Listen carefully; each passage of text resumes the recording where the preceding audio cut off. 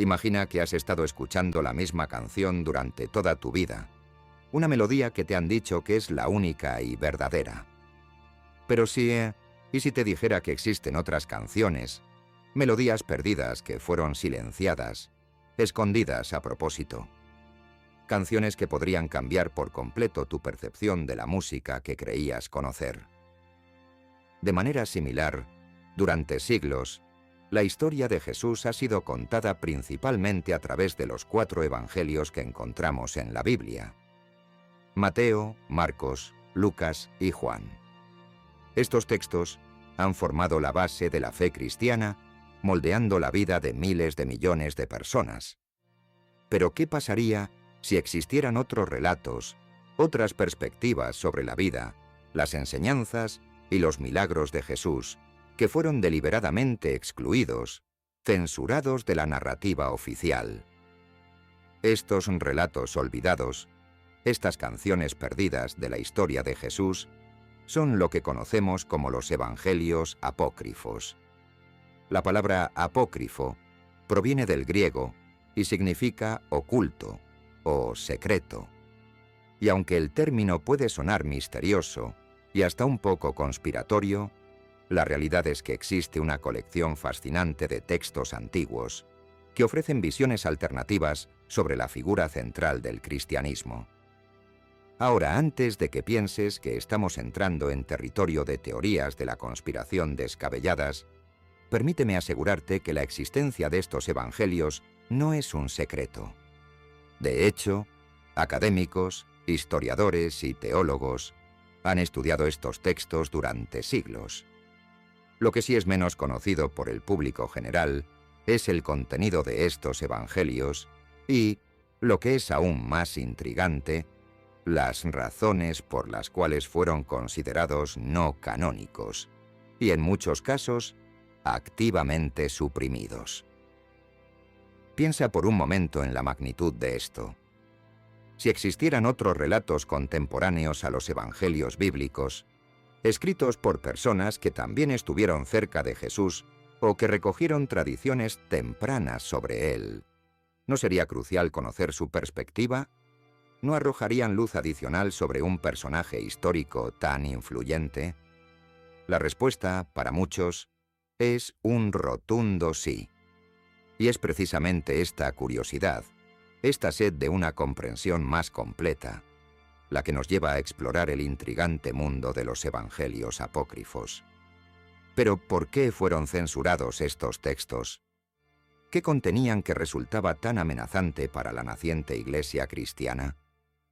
Y lo más importante de todo, ¿podrían estos evangelios ocultos contener piezas perdidas del rompecabezas de la verdadera historia de Jesús? Estas son las preguntas que nos guiarán a lo largo de este video. Prepárate para desafiar algunas de tus ideas preconcebidas, para adentrarte en un territorio histórico fascinante y para quizás, solo quizás, descubrir una visión de Jesús más compleja y multifacética de lo que jamás imaginaste.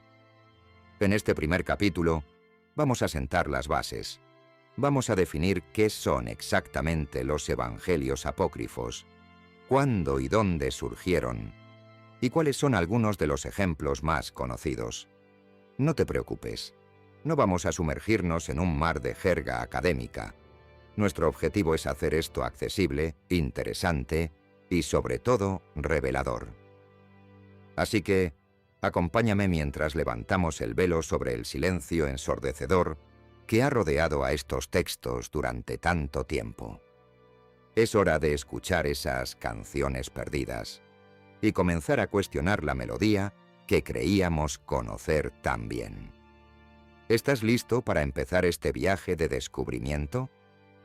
Porque lo que vamos a desenterrar podría cambiar tu perspectiva para siempre.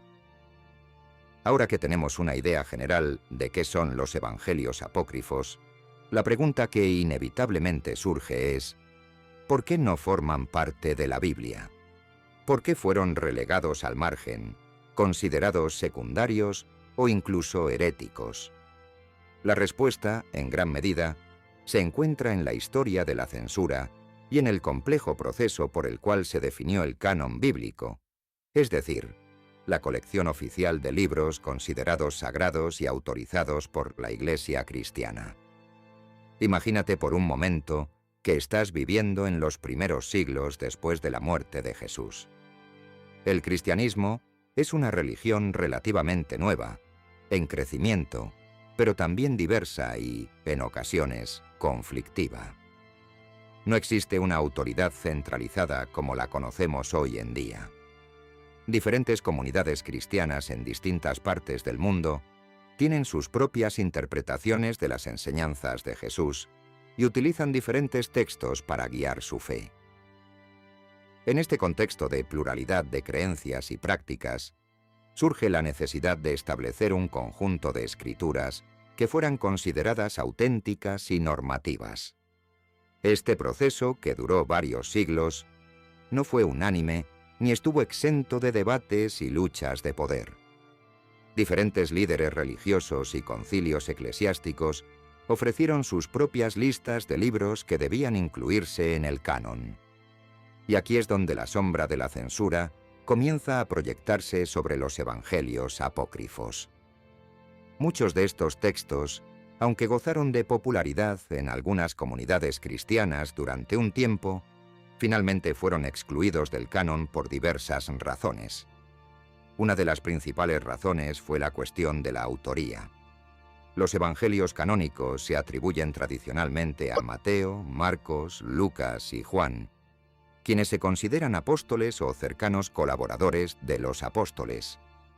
Muchos evangelios apócrifos, por otro lado, a menudo se atribuyen a otros personajes bíblicos, a veces de forma pseudónima, es decir, bajo un nombre falso. Esta práctica, aunque común en la literatura antigua, generó sospechas sobre su autenticidad y su conexión directa con Jesús y sus seguidores originales. Además de la autoría, el contenido de algunos evangelios apócrifos también fue motivo de controversia. Algunos de estos textos presentaban a Jesús de una manera diferente a la que se encontraba en los evangelios canónicos. Por ejemplo, algunos evangelios apócrifos de la infancia describen a un Jesús niño con poderes milagrosos, a veces utilizados de forma caprichosa o incluso vengativa, una imagen que contrastaba con la representación del Jesús adulto, compasivo y sabio de los evangelios canónicos. Otros textos apócrifos exploraban enseñanzas esotéricas o gnósticas, ideas filosóficas y religiosas que no encajaban con la teología que se estaba desarrollando en la corriente principal del cristianismo. Estas ideas a menudo se centraban en la importancia del conocimiento secreto para la salvación y presentaban una visión del mundo y de Dios diferente a la que se promovía en los evangelios canónicos. La creciente preocupación por la herejía también jugó un papel importante en la exclusión de los evangelios apócrifos. A medida que el cristianismo se esforzaba por definir su doctrina y distinguirse de otras creencias, cualquier texto que se considerara que desviaba de la verdadera fe era visto con recelo y, en última instancia, rechazado. Figuras influyentes de la Iglesia primitiva, como Ireneo de Lyon en el siglo II y Atanasio de Alejandría en el siglo IV, jugaron un papel crucial en la delimitación del canon bíblico y en la condena de los textos que consideraban heréticos. Sus escritos y sus decisiones tuvieron un impacto duradero en la forma en que se entendieron y se recibieron los diferentes evangelios. El edicto de Atanasio, en el año 367 d.C., en el que se enumeran los 27 libros del Nuevo Testamento que conocemos hoy en día como el canon, marcó un hito importante en este proceso. Aunque no puso fin por completo al debate, sí estableció una lista de libros que gradualmente se convirtió en la norma para la mayoría de las comunidades cristianas. Es importante entender que este proceso de canonización no fue una revelación divina repentina, sino un proceso histórico complejo, influenciado por factores teológicos, políticos y sociales. La decisión de incluir ciertos libros y excluir otros fue tomada por seres humanos, con sus propias perspectivas y agendas. Y aquí radica la intriga de los evangelios apócrifos. Fueron censurados, sí, pero ¿significa eso necesariamente que no contienen ninguna verdad? ¿Que no pueden ofrecernos una visión valiosa sobre los primeros tiempos del cristianismo y sobre las diferentes maneras en que se entendió la figura de Jesús? En nuestro viaje para comprender por qué ciertos evangelios fueron censurados y si podrían contener piezas perdidas de la historia de Jesús, inevitablemente nos topamos con una figura central, un personaje cuya influencia en la formación del cristianismo es innegable: el apóstol Pablo. Ahora es probable que ya estés familiarizado con Pablo. Sus cartas forman una parte significativa del Nuevo Testamento y se consideran fundamentales para la teología cristiana. Se le venera como uno de los pilares de la fe, el gran misionero que llevó el mensaje de Jesús a los gentiles y cuyas enseñanzas han moldeado la comprensión del cristianismo durante casi 2000 años. Pero, ¿y si te dijera que la figura de Pablo es más compleja y para algunos más controvertida de lo que se presenta habitualmente? ¿Qué pasaría si su influencia, aunque innegablemente vasta, también contribuyó a la marginación de otras voces y perspectivas sobre Jesús, incluidas las que encontramos en los evangelios apócrifos?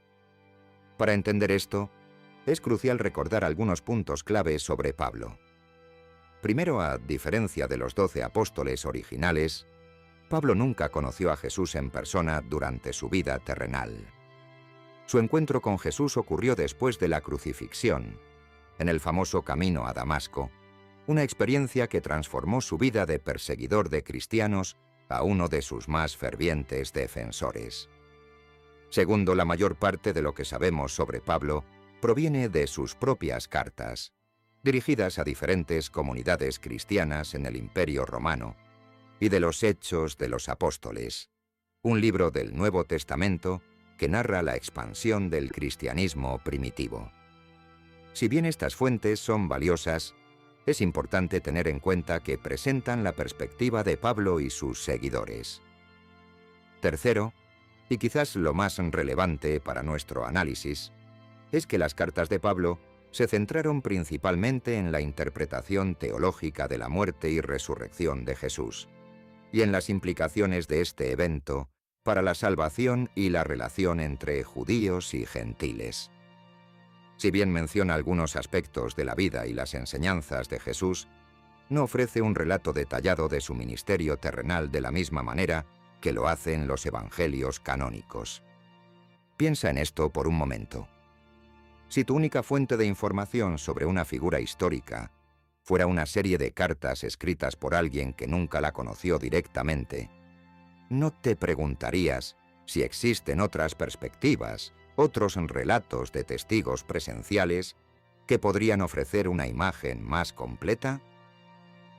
Aquí es donde los evangelios apócrifos entran en juego. Muchos de estos textos surgieron en los mismos siglos que las cartas de Pablo y los evangelios canónicos, y algunos incluso afirman contener tradiciones más tempranas sobre Jesús o perspectivas diferentes a las que encontramos en el Nuevo Testamento. La cuestión no es necesariamente si Pablo dijo o hizo algo incorrecto. Más bien, se trata de reconocer el inmenso poder e influencia que sus escritos llegaron a tener en la formación de la doctrina cristiana.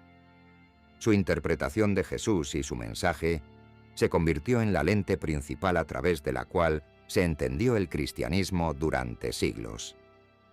Y esta lente, aunque poderosa, también pudo haber oscurecido otras formas de entender a Jesús. Si la narrativa paulina se convirtió en la dominante, aquellos relatos que no encajaban con su interpretación podrían haber sido marginados o incluso considerados heréticos. Imagina un escenario en el que diferentes líderes del cristianismo primitivo tenían diferentes comprensiones de Jesús. Algunos quizás se centraron más en sus enseñanzas éticas y su ministerio de sanación, mientras que Pablo puso un mayor énfasis en su muerte como sacrificio redentor y en la fe como el camino hacia la salvación. En este contexto, la perspectiva que logró imponerse con mayor fuerza podría haber terminado definiendo lo que se consideraba la verdadera fe, dejando de lado otras interpretaciones igualmente válidas. Es importante recordar que el cristianismo primitivo no era una entidad monolítica. Existían diversas escuelas de pensamiento y diferentes comunidades con sus propias tradiciones y escrituras. La eventual consolidación de un canon bíblico y una ortodoxia doctrinal implicó la selección de ciertas ideas y la exclusión de otras. Podría ser que la fuerte influencia de Pablo y sus cartas contribuyó a la censura de aquellos evangelios apócrifos que presentaban una visión de Jesús diferente a la suya. Podría ser que su énfasis en ciertos aspectos del mensaje de Jesús eclipsó otros aspectos igualmente importantes que se conservaron en estos textos olvidados. Estas son preguntas cruciales que debemos explorar. No se trata de derribar a Pablo, sino de contextualizar su papel dentro del panorama más amplio del cristianismo primitivo y de reconocer que su perspectiva, aunque influyente, no era la única. Continuando con nuestra exploración del impacto de Pablo en el cristianismo primitivo, en este capítulo nos centraremos en el poder intrínseco de sus cartas y en cómo sus interpretaciones de la vida, la muerte y la resurrección de Jesús llegaron a moldear la teología cristiana de una manera tan profunda y duradera. Imagina que eres un miembro de una de las primeras comunidades cristianas, dispersas por todo el Imperio Romano. La comunicación no es instantánea como lo es hoy. La información viaja lentamente, a través de mensajeros y cartas. En este contexto, la llegada de una carta de Pablo, un apóstol que afirmaba haber sido comisionado directamente por el propio Jesús resucitado, debió haber tenido un impacto tremendo. Estas cartas no eran meros mensajes personales. Eran interpretaciones autorizadas de lo que significaba seguir a Jesús, instrucciones sobre cómo debían organizarse las comunidades, debates sobre cuestiones teológicas cruciales y exhortaciones a vivir una vida de acuerdo con las enseñanzas de Cristo, tal como Pablo las entendía. Una de las ideas centrales que Pablo desarrolló en sus cartas es la de la justificación por la fe. En contraposición a la idea de que la salvación se alcanza principalmente a través del cumplimiento de la ley judía, Pablo argumentó que es la fe en Jesús como el Cristo, el Mesías, lo que justifica a los creyentes ante Dios. Esta idea tuvo un impacto revolucionario, especialmente para los gentiles que no estaban obligados a seguir las numerosas leyes y rituales del judaísmo para convertirse en seguidores de Jesús. Otro tema fundamental en las cartas de Pablo es la universalidad del mensaje de Jesús. Él enfatizó que la salvación no era solo para los judíos, sino que estaba abierta a todas las personas, independientemente de su origen étnico o su estatus social. Esta visión inclusiva contribuyó enormemente a la expansión del cristianismo más allá de sus raíces judías y a su eventual conversión en una religión mundial.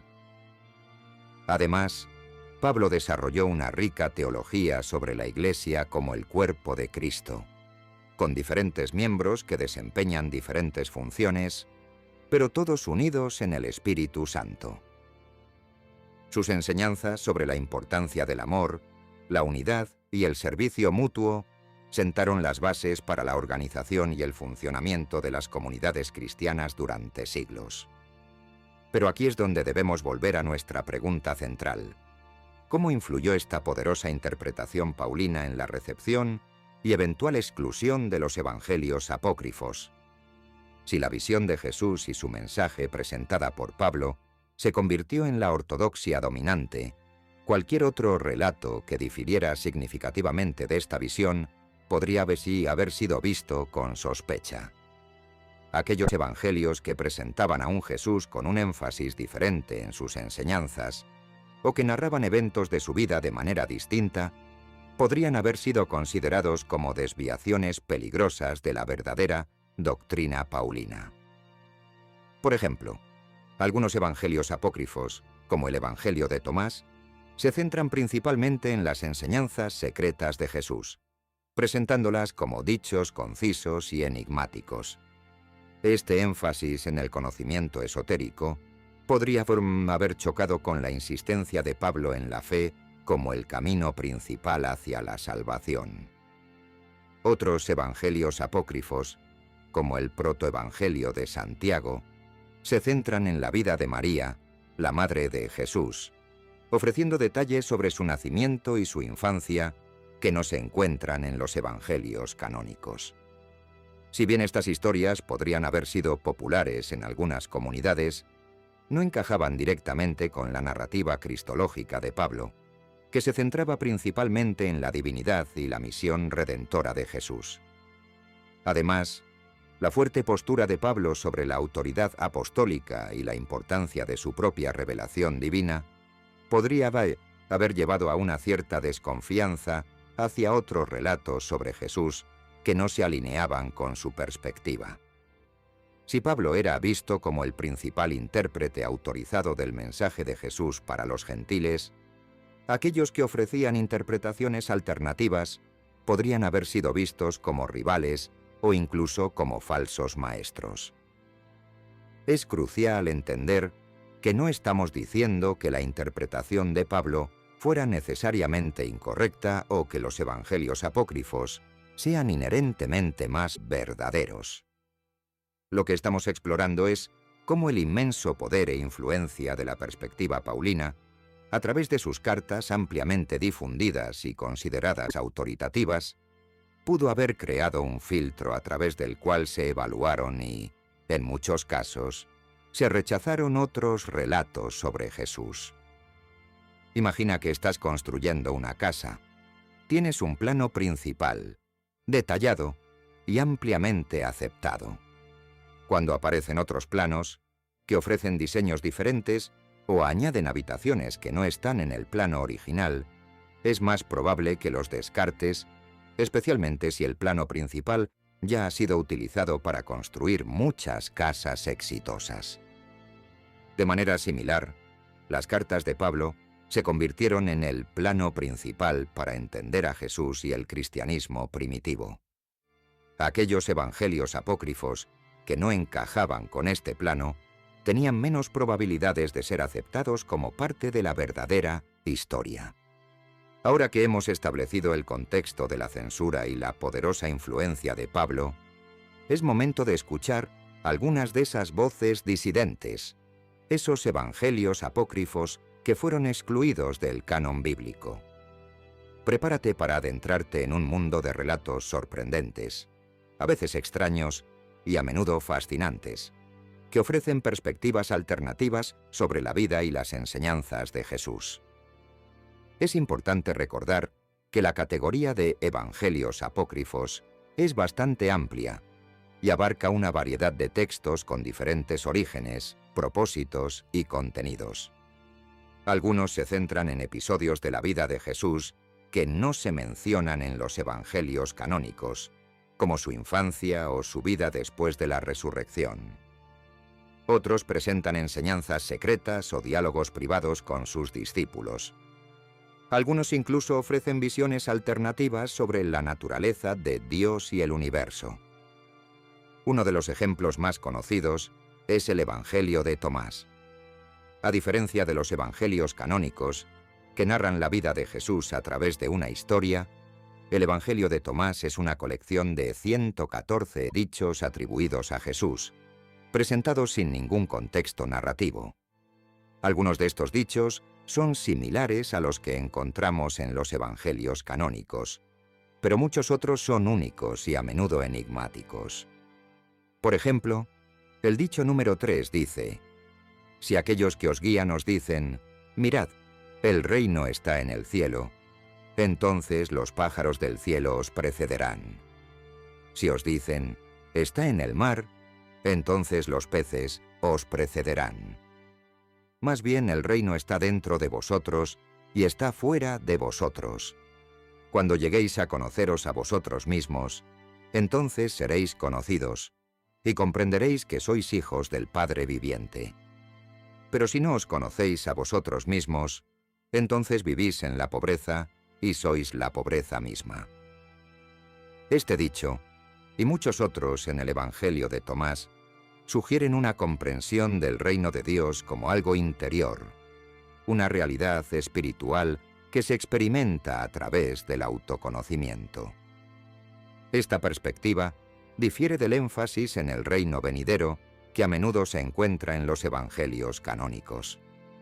¿Podría este evangelio haber sido censurado por su enfoque más introspectivo y menos centrado en la autoridad eclesiástica? Otro texto fascinante es el protoevangelio de Santiago. Este evangelio apócrifo se centra principalmente en la vida de María, la madre de Jesús, ofreciendo detalles sobre su nacimiento, su infancia y la anunciación. También incluye relatos sobre el nacimiento de Jesús que difieren de los evangelios canónicos, como la idea de que José era un hombre mayor, viudo, y con hijos de un matrimonio anterior. Aunque el protoevangelio de Santiago no se centra directamente en las enseñanzas de Jesús, su popularidad en la antigüedad sugiere que existía un gran interés en la vida de su madre. ¿Podría este evangelio haber sido marginado porque desviaba la atención de la figura central de Jesús o porque presentaba una imagen de María diferente a la que se promovía en otros círculos cristianos? Luego tenemos el Evangelio de Pedro, un fragmento de un evangelio que se descubrió a finales del siglo XIX. Este texto ofrece un relato de la pasión y resurrección de Jesús que difiere en algunos detalles de los evangelios canónicos.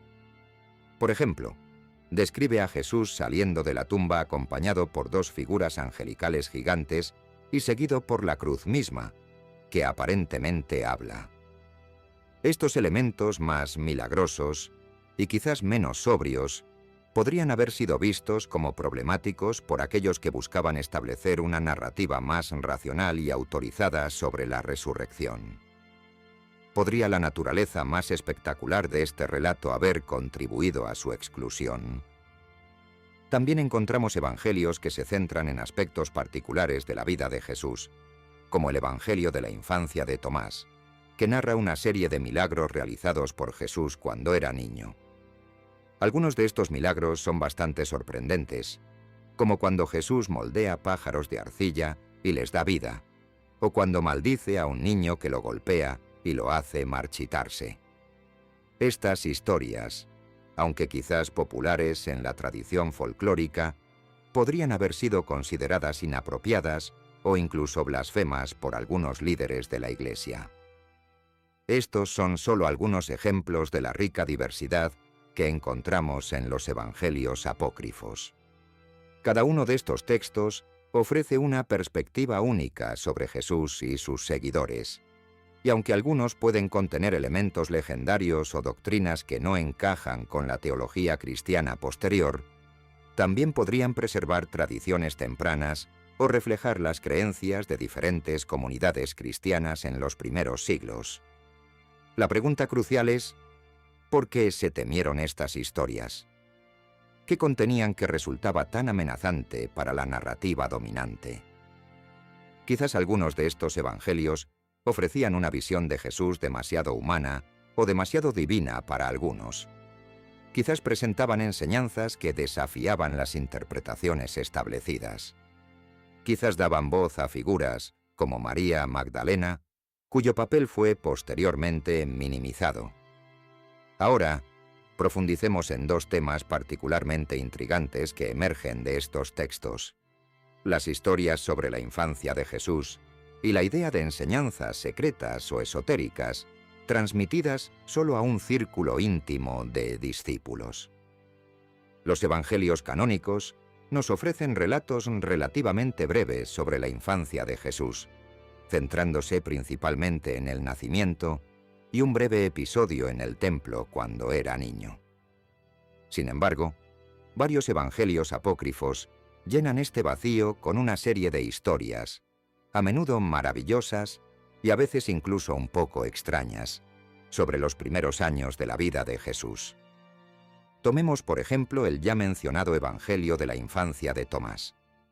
Este texto está repleto de relatos sobre los milagros que Jesús realizó cuando era niño. En una de las historias, un niño llamado Zenón accidentalmente golpea a Jesús con una rama. Jesús, enfadado, le dice: «No seguirás tu camino», y al instante el niño cae muerto.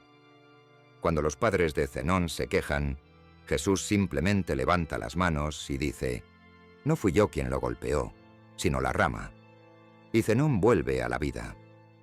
En otra historia, Jesús está jugando con otros niños junto a un arroyo. Comienzan a hacer figuras de barro de pájaros para una competición. Cuando Jesús termina su figura, simplemente le ordena: «Vuela». Componen placement y el pájaro de barro alza el vuelo. Los otros niños, naturalmente, se quedan asombrados.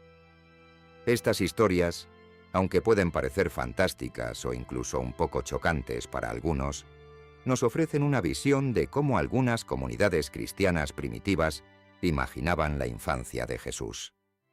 Quizás estas narrativas buscaban enfatizar su naturaleza divina desde una edad temprana, mostrando su poder sobrenatural incluso antes de su ministerio público. Sin embargo, es fácil entender por qué estos relatos podrían haber sido considerados problemáticos por aquellos que buscaban presentar una imagen más humana y relatable de Jesús en sus primeros años. La idea de un niño Jesús que usa sus poderes de manera impulsiva o incluso vengativa no encaja fácilmente con la imagen del Salvador compasivo y amoroso que se promueve en los evangelios canónicos. ¿Podría esta representación menos convencional haber contribuido a la marginación de este tipo de evangelios?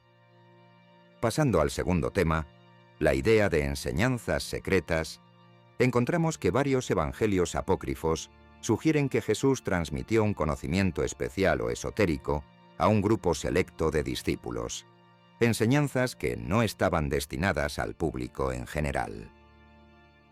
El Evangelio de María Magdalena es un ejemplo notable. Este texto presenta un diálogo entre Jesús resucitado y sus discípulos. María Magdalena aparece como una figura prominente, a quien Jesús revela enseñanzas secretas que los otros discípulos, en particular Pedro, cuestionan. En un pasaje, María relata una visión que tuvo de Jesús, en la que él le revela secretos sobre la naturaleza del alma y su ascenso a través de diferentes reinos. Cuando María comparte esta visión con los otros discípulos, Pedro se muestra escéptico y pregunta: ¿habló él en secreto con una mujer sin nuestro conocimiento? ¿Acaso la prefiere a nosotros? Este evangelio sugiere que María Magdalena tenía un estatus especial entre los discípulos de Jesús y que fue receptora de enseñanzas profundas que no fueron compartidas con todos. Esta idea podría haber sido vista como una amenaza para la autoridad de los 12 apóstoles originales, especialmente en una época en la que se estaban estableciendo las jerarquías dentro de la Iglesia. ¿Podría el papel prominente de una mujer como depositaria de conocimiento secreto haber contribuido a la supresión de este evangelio? Otro ejemplo es el Evangelio de Judas. Este texto, que generó mucha controversia cuando fue descubierto y traducido, presenta una perspectiva radicalmente diferente sobre Judas Iscariote.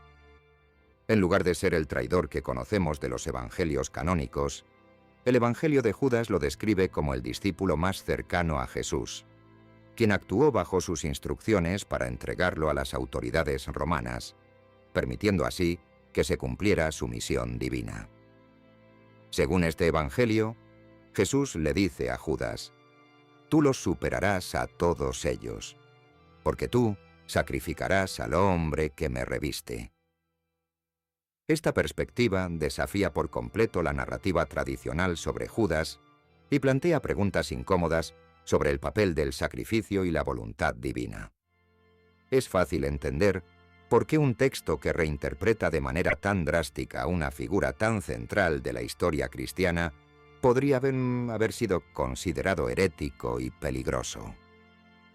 Estos ejemplos nos muestran que los evangelios apócrifos no solo ofrecen historias diferentes sobre Jesús, sino que también presentan ideas teológicas y espirituales que a menudo difieren de las que encontramos en el Nuevo Testamento.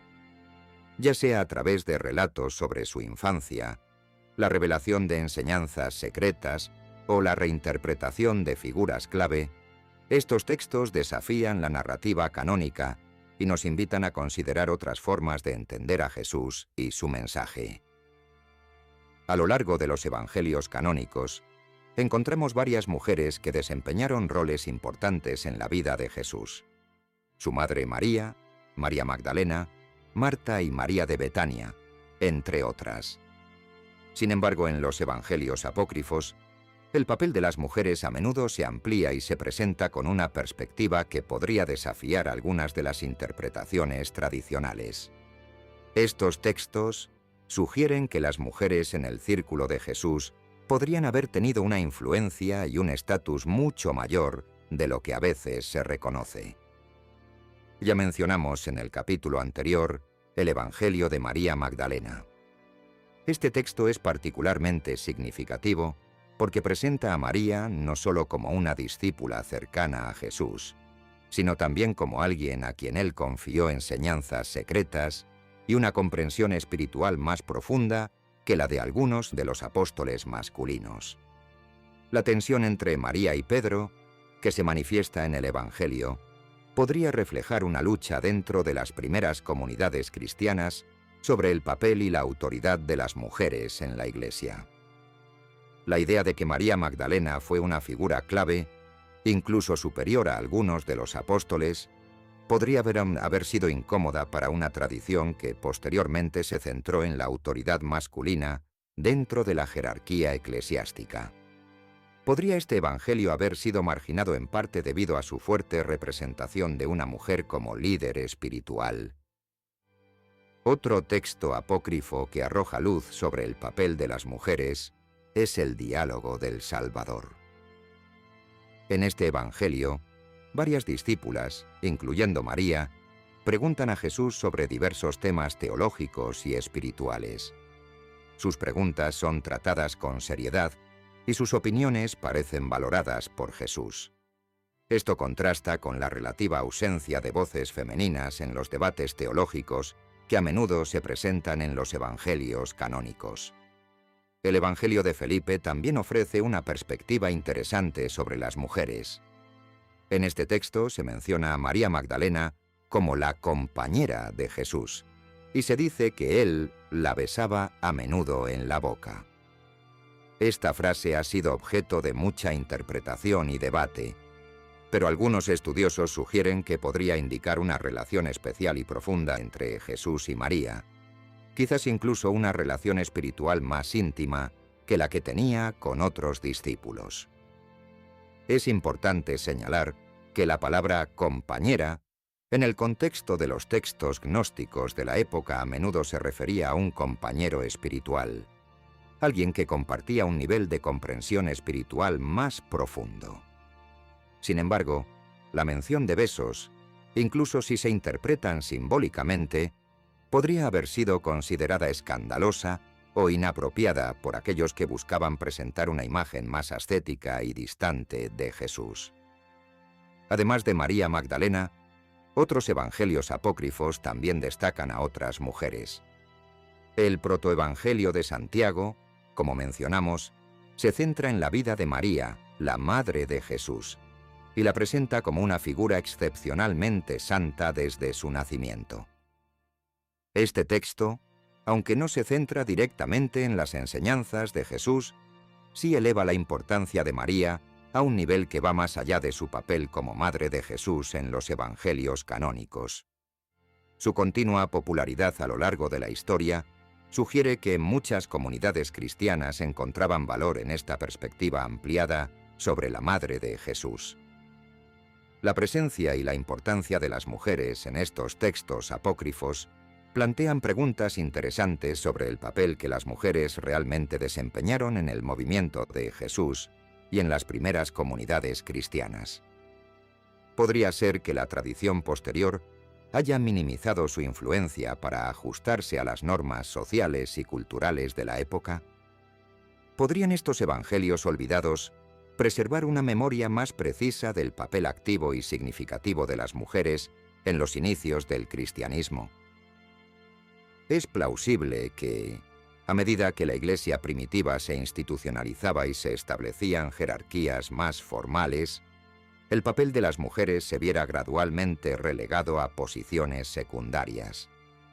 Los evangelios apócrifos, al ofrecer una visión diferente donde las mujeres a menudo aparecen como líderes espirituales, confidentes cercanas de Jesús e incluso receptoras de conocimiento secreto, podrían haber representado un desafío para esta creciente estructura patriarcal. La censura de estos textos podría haber sido en parte una forma de silenciar estas voces femeninas y de reforzar una narrativa del cristianismo primitivo dominada por los hombres. Al excluir estos evangelios del canon, la tradición posterior pudo haber moldeado una imagen de los seguidores de Jesús, donde las mujeres desempeñaban un papel menos central y menos influyente. Sin embargo, al recuperar y estudiar estos evangelios apócrifos, podemos obtener una visión más rica y compleja de la diversidad de perspectivas que existían en los primeros siglos del cristianismo. Estos textos nos invitan a reconsiderar el papel de las mujeres en la historia del cristianismo y a preguntarnos si la narrativa que hemos heredado es realmente completa. A medida que exploramos el fascinante mundo de los evangelios apócrifos, una pregunta crucial comienza a tomar forma. ¿Estos textos representan una contradicción fundamental con los evangelios canónicos, o podrían, de alguna manera, complementarlos, ofreciendo diferentes perspectivas sobre la misma figura central? La respuesta, como suele ocurrir en la historia y la teología, no es simple ni unívoca. Algunos evangelios apócrifos contienen relatos y enseñanzas que claramente difieren e incluso contradicen lo que encontramos en Mateo, Marcos, Lucas y Juan. Sin embargo, otros textos podrían ser interpretados como ofreciendo información adicional, llenando los vacíos narrativos o presentando perspectivas alternativas que no necesariamente entran en conflicto directo con la tradición canónica. Tomemos, por ejemplo, las historias sobre la infancia de Jesús que encontramos en evangelios como el de Tomás. Si bien algunos de los milagros atribuidos al niño Jesús pueden parecer extraños o incluso moralmente ambiguos desde nuestra perspectiva moderna, podrían haber servido a un propósito específico para las comunidades que los valoraban. Quizás estas historias buscaban enfatizar la naturaleza divina de Jesús desde una edad temprana, utilizando un lenguaje y una imaginería que resonaban con las creencias y expectativas culturales de la época. En lugar de ver estas historias como una contradicción directa de la imagen más sobria de la infancia de Jesús en los evangelios canónicos, podríamos considerarlas como una expresión diferente de la misma creencia fundamental en su divinidad. Diferentes comunidades podrían haber elegido diferentes formas de narrar y comprender este misterio central de su fe. De manera similar, las enseñanzas secretas que se atribuyen a Jesús en evangelios como el de Tomás o el de María Magdalena podrían no necesariamente contradecir las enseñanzas públicas que encontramos en los evangelios canónicos. Podría ser que Jesús, como muchos maestros espirituales a lo largo de la historia, compartiera enseñanzas más profundas o esotéricas con un círculo íntimo de discípulos. Enseñanzas que no estaban destinadas a ser divulgadas ampliamente. La idea de un conocimiento esotérico dentro de las tradiciones religiosas no es exclusiva del cristianismo. Encontramos conceptos similares en muchas otras religiones y filosofías antiguas. Por lo tanto, La presencia de enseñanzas secretas en algunos evangelios apócrifos no debería sorprendernos necesariamente ni ser automáticamente descartada como herética. Podría simplemente reflejar una dimensión diferente de la enseñanza de Jesús que no se enfatizó en los evangelios canónicos. En cuanto a las diferencias narrativas, como los detalles adicionales sobre la vida de María en el protoevangelio de Santiago, o las variaciones en el relato de la pasión y resurrección en el evangelio de Pedro, podríamos considerarlas como diferentes tradiciones que circulaban en las primeras comunidades cristianas. En una época anterior a la estandarización del canon bíblico, es natural que existieran diferentes versiones y elaboraciones de las historias sobre Jesús. La pregunta no es necesariamente cuál de estas versiones es la verdadera, sino qué nos dicen estas diferentes narrativas sobre las creencias y los intereses de las comunidades que las preservaron. El protoevangelio de Santiago, por ejemplo, refleja un profundo interés en la figura de María y su papel único en la historia de la salvación. El evangelio de Pedro, con sus elementos más espectaculares, podría haber apelado a una audiencia que buscaba una confirmación más vívida y dramática de la resurrección. Es importante evitar caer en la trampa de pensar que los evangelios canónicos nos ofrecen una narración completamente unificada y sin contradicciones. Incluso dentro de Mateo, Marcos, Lucas y Juan, encontramos diferencias en los detalles y en el énfasis de sus relatos. Estas diferencias no nos llevan a descartar los evangelios canónicos como falsos. Más bien nos muestran que cada evangelista escribió desde su propia perspectiva y para una audiencia específica, resaltando los aspectos de la vida y las enseñanzas de Jesús que consideraba más importantes. De manera similar, los evangelios apócrifos podrían ser vistos como ofreciendo perspectivas adicionales, escritas por diferentes autores y para diferentes comunidades, con sus propios intereses y énfasis particulares. En lugar de verlos como competidores de los evangelios canónicos, podríamos considerarlos como parte de un diálogo más amplio y diverso sobre la identidad y el significado de Jesús que tuvo lugar en los primeros siglos del cristianismo. Por supuesto, existen algunos evangelios apócrifos que presentan ideas teológicas que son claramente incompatibles con la doctrina cristiana posterior. Los evangelios gnósticos, por ejemplo, a menudo presentan una visión del mundo y de Dios que difiere significativamente de la que encontramos en el Nuevo Testamento. Estos textos podrían haber sido excluidos del canon precisamente por estas diferencias doctrinales fundamentales. Sin embargo, incluso estos textos heterodoxos pueden ser valiosos para los historiadores, ya que nos ofrecen una visión de la diversidad de creencias que existían en el cristianismo primitivo y nos ayudan a comprender mejor el proceso por el cual se definió la ortodoxia. En última instancia, la cuestión de si los evangelios apócrifos contradicen o complementan los evangelios canónicos depende en gran medida de cómo los interpretemos y de qué preguntas les hagamos. Si buscamos una única verdad histórica monolítica, es probable que encontremos contradicciones. Pero si estamos abiertos a la posibilidad de que la historia de Jesús pueda ser contada desde múltiples perspectivas, cada una con su propia validez y su propia contribución, entonces podríamos comenzar a ver los evangelios apócrifos no como rivales, sino como compañeros de conversación en nuestra búsqueda por comprender la figura más influyente de la historia.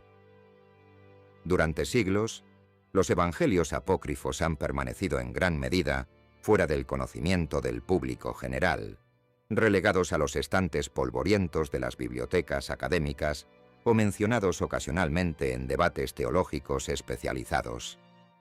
La censura y la exclusión de estos textos del canon bíblico han tenido un impacto significativo en nuestra comprensión de Jesús y de los primeros tiempos del cristianismo. En este capítulo, reflexionaremos sobre el legado de esta supresión y exploraremos qué podríamos haber perdido al marginar estas voces disidentes. Una de las pérdidas más evidentes es la de perspectivas alternativas sobre la vida y las enseñanzas de Jesús. Los evangelios apócrifos nos ofrecen una ventana a las diversas maneras en que Jesús fue entendido y recordado por diferentes comunidades cristianas en los primeros siglos.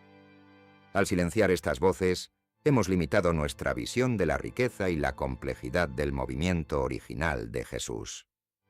Imagina que estás tratando de armar un rompecabezas. Los evangelios canónicos te proporcionan algunas piezas clave que forman la imagen central.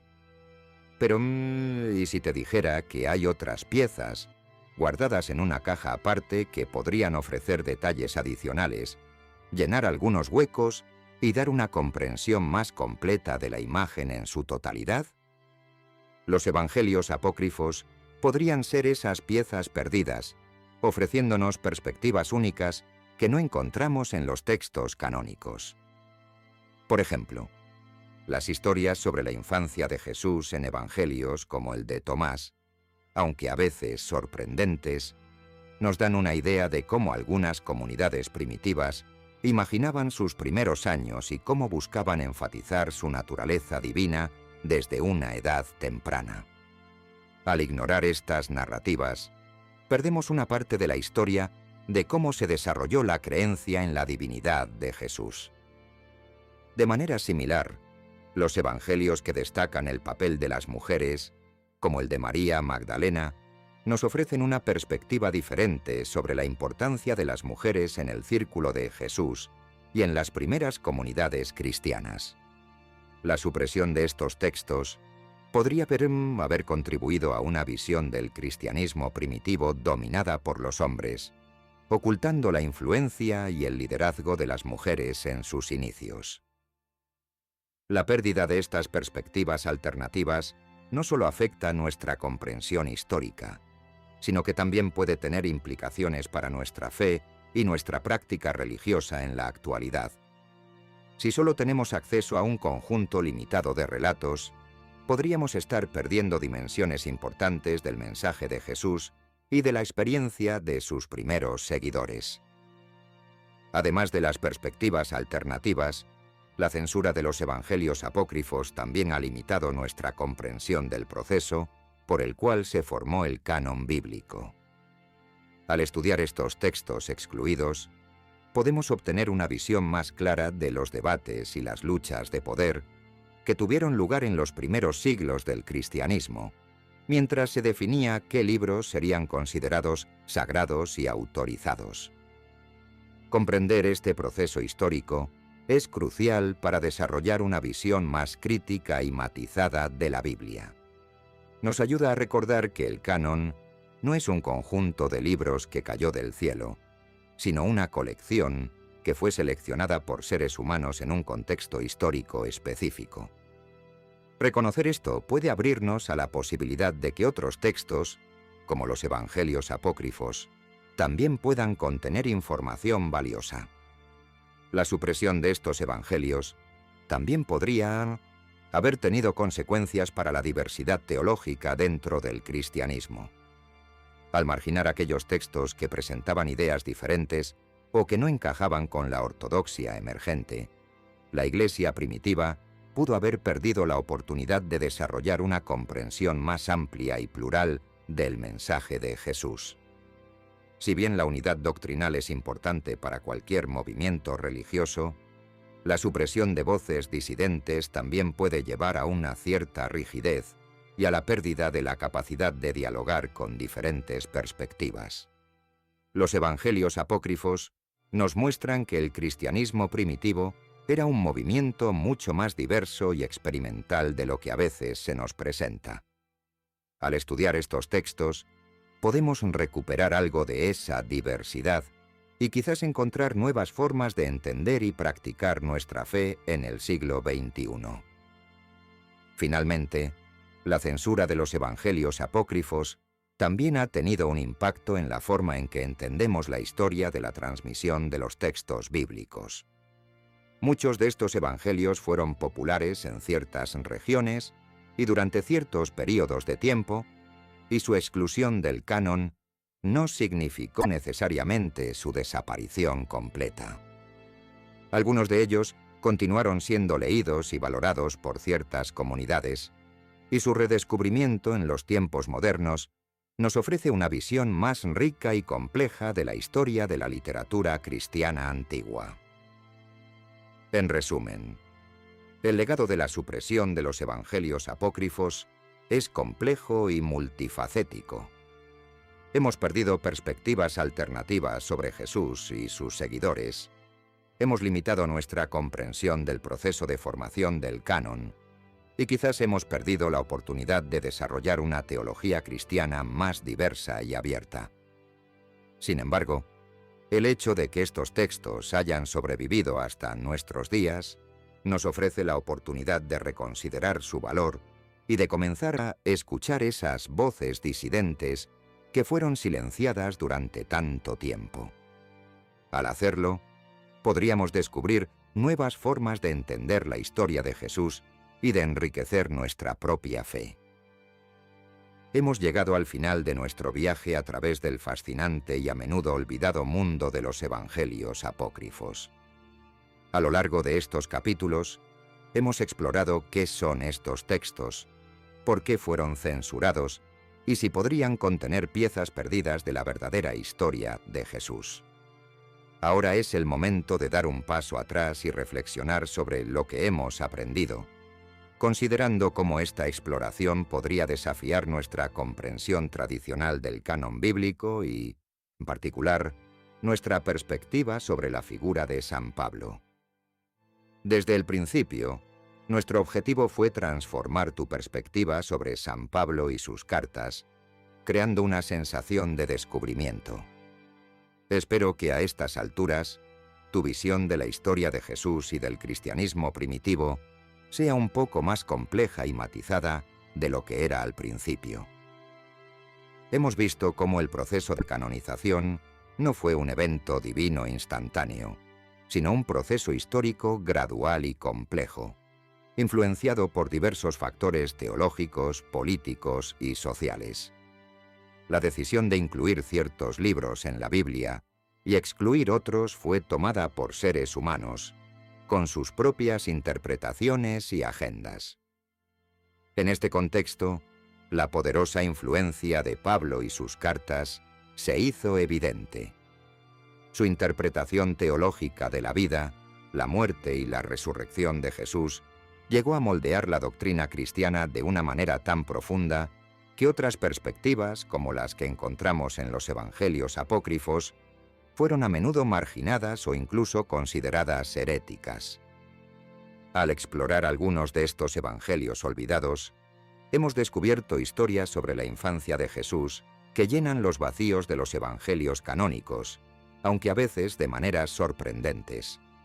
Hemos encontrado enseñanzas secretas que sugieren una dimensión más esotérica del mensaje de Jesús, transmitida a un círculo íntimo de discípulos. Y hemos visto cómo las mujeres, en algunos de estos textos, desempeñan roles mucho más prominentes y significativos de lo que a menudo se reconoce en la tradición posterior. Estos descubrimientos nos invitan a cuestionar si la narrativa de Jesús que hemos heredado es realmente completa.